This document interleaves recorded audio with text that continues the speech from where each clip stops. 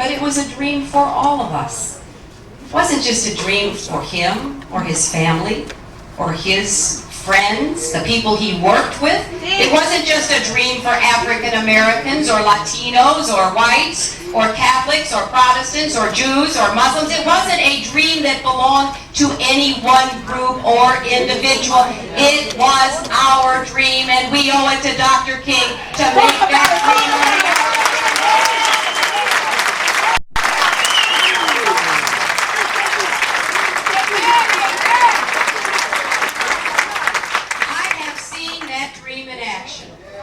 I have been privileged to travel all over this state and all over our country, and indeed in the last 7 years all over our world. And sometimes when people ask me, well, just what is it that you think we need to do to realize the dream that Dr. King and others lived and died for?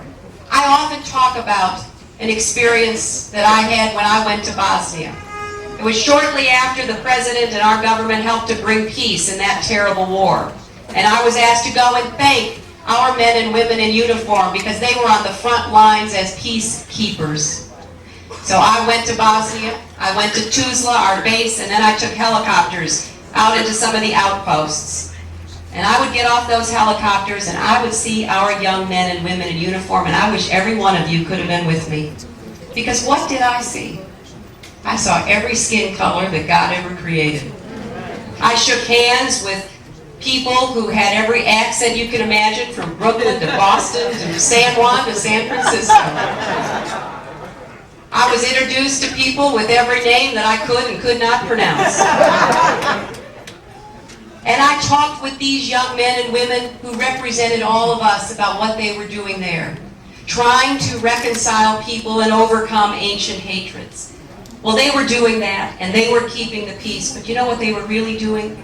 They were visibly demonstrating the dream that all of us have for our country. They were saying it is possible. It is hard, and we still have a long way to go, and we don't always make it right, but it is possible for us to have the kind of land that Dr. King called us to build. And now it is our task.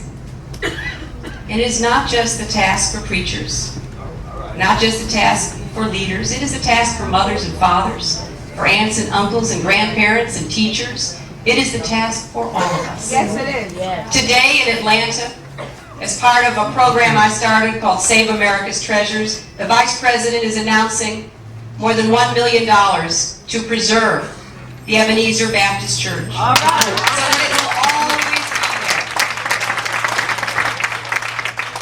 young children will be able to walk into that church and hear about how far we have yet to go before we finally overcome. They will hear Dr. King's voice echoing that powerful question, what are you doing for others? And I hope they will be inspired, as I was now nearly 40 years ago, to answer his call by fighting for the dignity and rights of people of color, the disenfranchised, the poor, and all who are left behind. On the night before he died in Memphis, Dr. King preached, I've seen the promised land. I may not get there with you, but I want you to know that as a people, we will get to the promised land. Like Moses, Dr. King led us on that journey, but he left it to us to finish, and we will. We will reach the promised land of America if we keep his dream alive, if we preach it and practice it, if we live it and we learn it, if we pass it on to our children. And with your leadership and your support, we will give every child the chance, no matter who that child is, to live up to his or her own dreams, to fulfill that God-given potential that every single child has. God gave us the responsibility to do that work and carry it on. God bless Dr. King. God bless all of us. And God bless the America we are trying to create. Thank you all very much.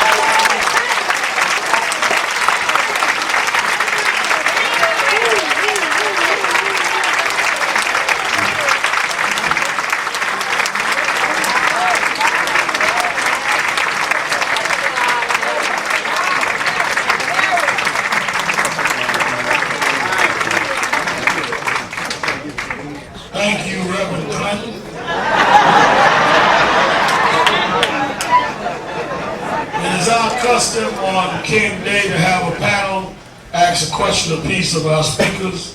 And then we still have others that are here, Freddie Ferrer and others. The bus is outside. We're going to Morristown after though. And I want us to be attentive while we have the panel ask questions of Mrs. Clinton.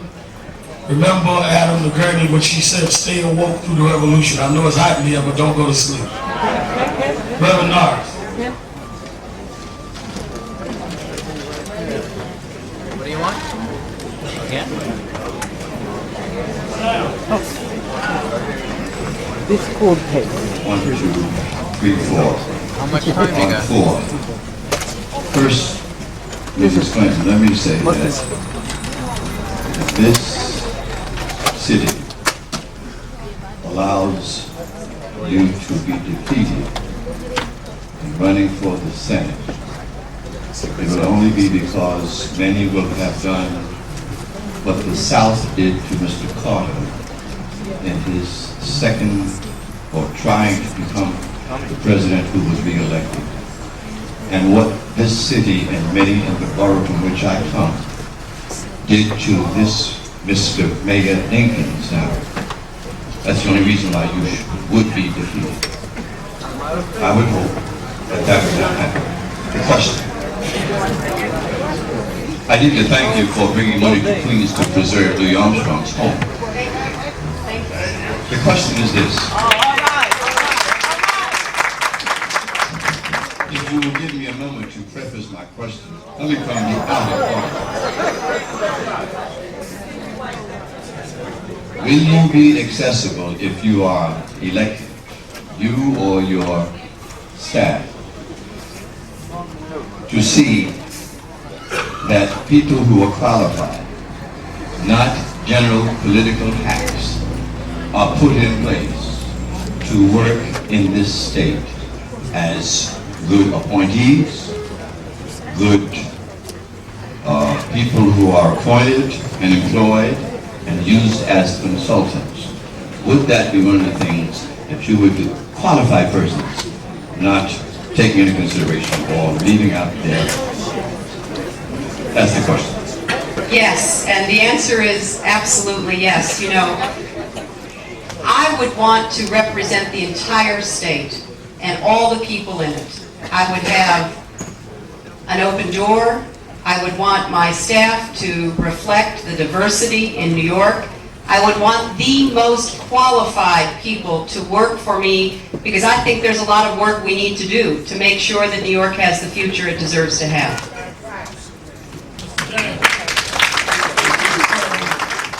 As you may be aware, one of the great blights on our nation as we go into the 21st century is a growing prison jail industrial complex, which houses disproportionately African Americans, Latinos, and people of color.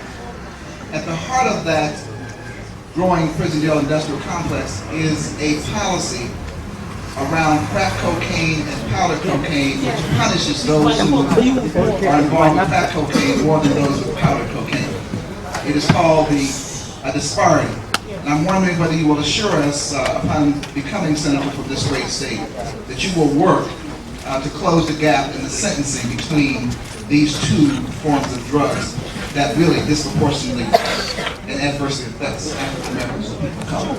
Now, this is an issue that a number of people have raised with me, and I do think it needs to be carefully looked at, and I would certainly do that, because it is important that not only do we make sure we do everything possible to make our system of justice fair, it has to be perceived as fair and implemented as fair. And where there are disparities that unfairly affect any group of Americans, we need to take a hard look at that because it undermines the confidence and trust we should have in our justice system. Thank you for coming. Really appreciate it. If and should you win the election in November, you will be occupying a Senate seat that once was occupied by Robert F. Kennedy. In 1964, people asked her, what did Kennedy bring to the election? What was it that people saw in him that that made them believe in him. And there were really three things. It was hope, fairness, and respect. You talked about respect in your speech. That's one thing. And of course, your likely opponent doesn't offer much hope. And when it comes to fairness, he's kind of lagging in that area too. And as far as these folks are concerned, he damn sure doesn't respect us. But anyway, Talk about it, Bob. those three words, hope, fairness, and respect, are really important words to our community. And we would like, I know you said it in your speech, but a pledge from you that you will uphold those words, just like Bobby Kennedy did. Hope, fairness, and respect. I can not only pledge that to you, but it is something that I believe, based on my entire life, are critical ingredients for both citizenship and leadership in our country. You know, America is an idea. That's what Dr. King understood. And it's an idea that is rooted in a fundamental belief that all human beings are created equal. And in order to fulfill that, hope, fairness, and respect are key words that have to be embedded in how we treat one another and what our policies are. So I certainly will. You know, I think often that, you know, we've always talked about the 3 R's in school. Well, we ought to not only have reading, writing, and arithmetic, we ought to have respect, responsibility. We ought to be talking more about those attitudes, those habits of the heart, in de Tocqueville's words, that keep a diverse nation like ours together and strong and vibrant. And I will certainly do everything I can to promote hope, fairness, and respect everywhere I go.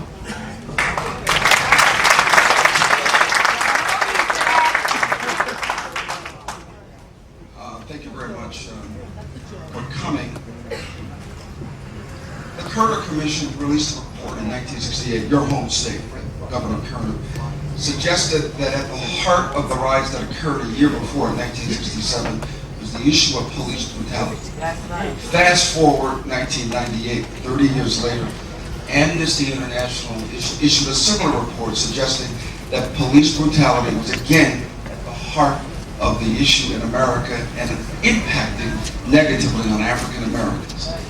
We look beyond that date and we look at the death of Amadou Diallo, the brutality that exhibited against Abner Louima, and the killing of Mrs. Bias's son. That is a critical issue to the black community, Mrs. Clinton. And I guess what we would like to know, as a senator, what do you think you can, how do you think you can impact on that issue as a senator? And secondarily, given that we know that has happened to the Diallo trial, which has been moved out of the Bronx to Albany, in the event that the worst case scenario should occur, that those cops are found not guilty, are you prepared to recommend that the federal government intervene in that particular case?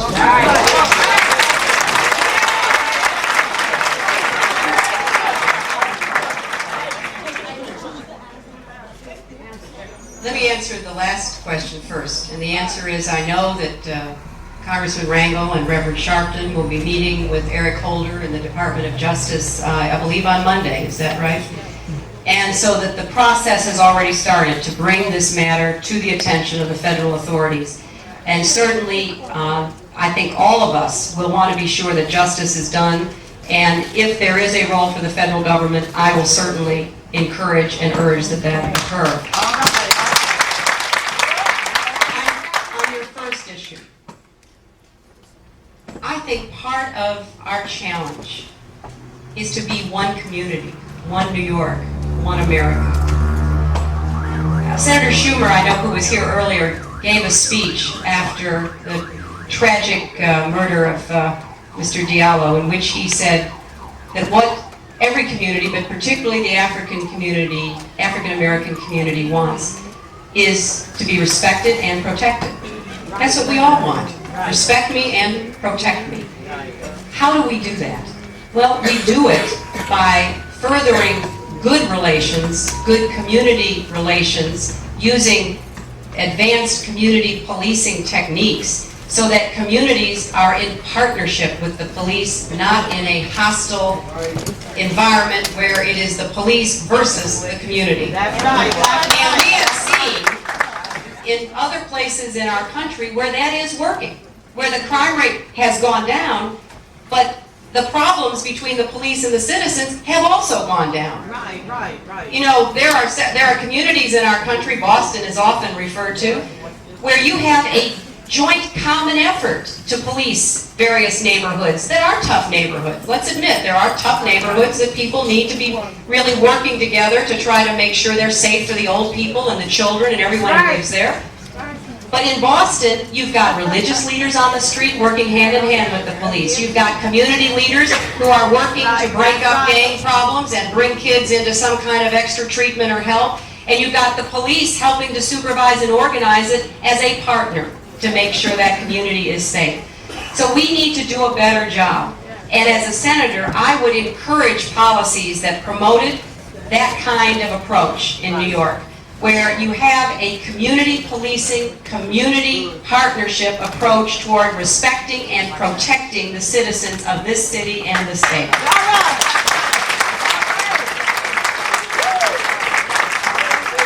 Thank you for your appearance here today.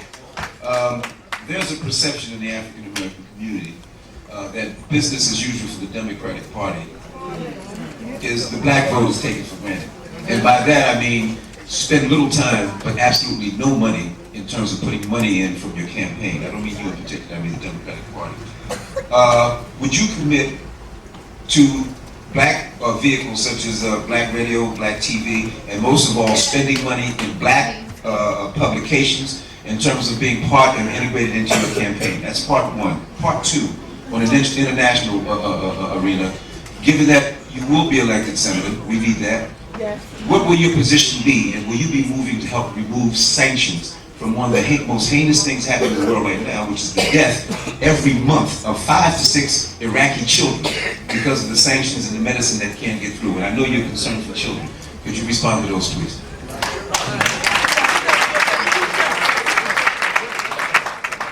As to your first question, I'm not taking anybody's vote for granted.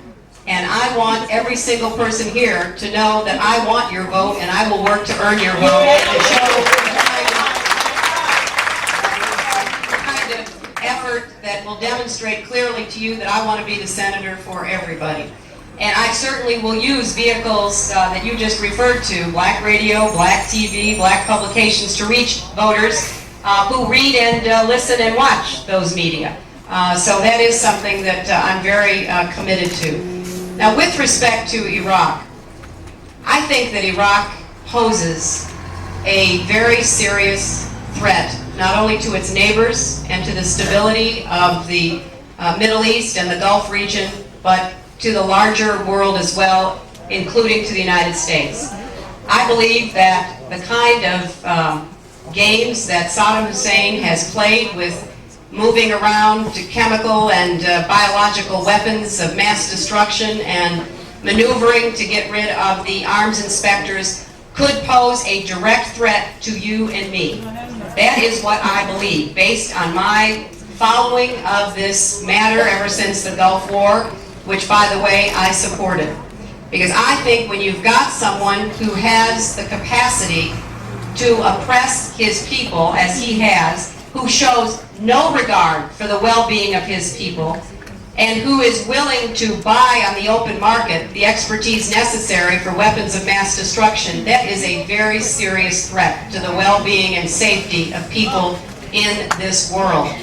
Now, I think when you come to the sanctions question, there is no doubt that Saddam Hussein could, in a minute, provide the kind of resources, medicine, and help that those who are suffering, particularly the children in Iraq, need. He has chosen not to do so, in part as a political ploy.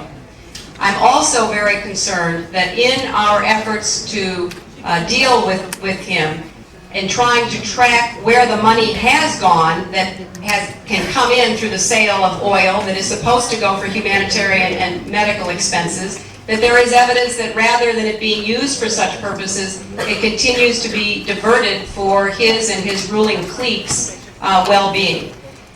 Yes, I am incredibly and seriously concerned about the suffering of children in Iraq because I think they are being brutally mistreated by their so-called leader. And I would try to continue to work toward providing those resources and ensuring that they were used for the purposes that they were intended. We do not have many tools available to us to deal with someone like Saddam Hussein. And sanctions remain one of those tools, and I do not believe we can afford to lift those sanctions until we are absolutely convinced he will abide by the agreements that he entered into, and that we are safe from whatever he might do to us. Good afternoon, Mrs. Good to see you again. You talked about cooperation and bridging divides, and there are a lot of people in New York State that are supporting you wholeheartedly. But there are pockets across the city and across the state in general that want nothing to do with it. That's right. Now, what do you plan to do to get to those pockets that would like to see you not here, that would like to see you nowhere in their sight? And when you are elected, how will you deal with those same people? Well, Eleanor, that's a very good question, because I will go throughout this state, speaking to groups that I know are already opposed to me. I've done that. Speaking with individuals who have very different views about what is good for the children and families of New York. I will speak to anyone, because I think that as someone who is asking you to support me, I want to be a leader who never shuts the door on anyone. I will have disagreements with people. We already heard Mayor Dinkins talk about his disagreements with Reverend Sharpton. We heard Reverend Sharpton talk about disagreements that he has with me. But I will always continue to work with people even if I disagree with them. Because I don't think you lead by exclusion.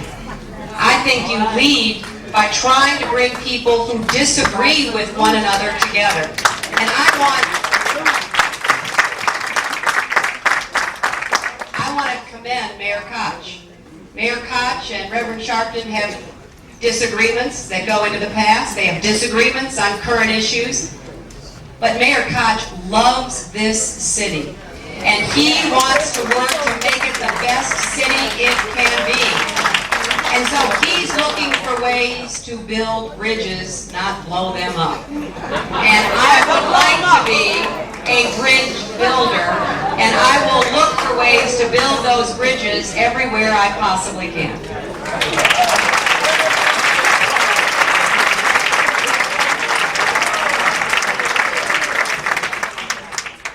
Ms. Clinton, I want to thank you and Reverend Sharpton and all the people who put together this great forum today. My question relates to an article in Sports Illustrated and the comments of an Atlanta Braves pitcher whose name is John Rocker. In addition to making racist remarks about foreigners, Hispanics, gays and lesbians, and of course, who would ever leave out African Americans when it becomes a target of hate, the media and many people around this country have tried to hoodwink and cajole us, saying that he's a freak, he's by himself, he's a jerk, he's all these things. And I can't help but sit here wondering what John Rocker would do with a badge and a gun. The question is, what can we do here on Martin Luther King's birthday where that kind of incident serves as a wake-up call to the African American community that racism is still alive? What can we do to the other communities? Because I think on King's birthday, what we really need in this country is a white Martin Luther King. What can we do to the people who wouldn't come to a forum like this, who see this as a holiday? How would you use your position in the Senate to speak to those people? Well, Senator, I think that's one of the most important questions that we face as New Yorkers or as Americans. And I think, as I've tried to do in the last years, the many years that I've been involved in public life, it is to speak out against hate and bigotry and prejudice wherever we find it, and no matter who practices it or says it. And I agree with you that Martin Luther King Day ought to be seen as America's Reconciliation Day, which is what he preached. He preached to all of us, that we had to reconcile with one another. You know, there are lots of people that I've met over the course of my life who I don't like.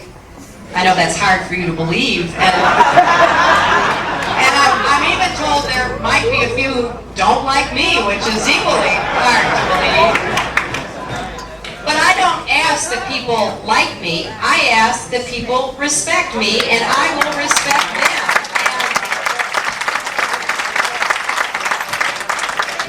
And I think that we have to model that. We have to advocate that. We have to preach that. We have to practice that. And I hope that all of us will be recommitted to doing just that, Senator. And during the course of this campaign and in the Senate, I will do my very best to continue to be inspired and motivated by Dr. King and keep working to bring people together to realize the dreams that he gave freely to all of us. That's what I hope we do, not just a forum, not just an event, but a lifelong daily commitment to making real the dream that he gave us. Thank you very much. Thank you, Mrs. Speaker. Let me say this. After she's a formally announced candidate, and many of us will invite her to do an open town hall meeting, not necessarily here, I would hope her opponent would debate her in Harlem or the South Bronx. That's right, that's right. Or Bed-Stuy. And that she will appear, as she said on our radio station. There are many questions that remain that this panel couldn't cover. We definitely want to deal with African amnesty and the UN Charter on the Child. But we're glad that we made a beginning today as we go forward into this election. This was about Dr. King, not about just the candidacy.